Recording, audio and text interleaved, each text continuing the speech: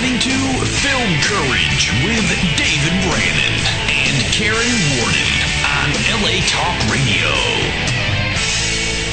I always thought of it as to, whether or not you are an artist or not. That doesn't really need to be a spark.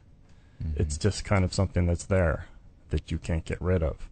Mm-hmm. And to a large degree we're doing something that's really kind of impractical, to be kind, and sort of dumb in other ways and irrational in other ways. Mm-hmm. But you're driven to do it and you don't know why. I was a practical person. I went into pharmacy at an early age, really decided to go into pharmacy, and even though we were building the Star Trek set and making an 8mm film, it never really occurred to me at that age that this could be a career option.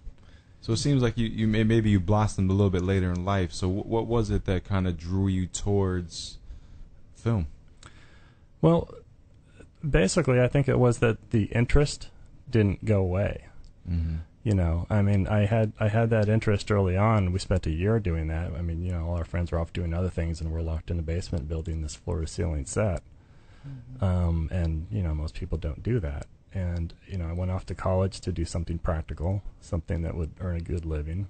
And but all that time, I had an interest in it, and even in pharmacy school, went into it. They had a studio underneath the pharmacy school at SC.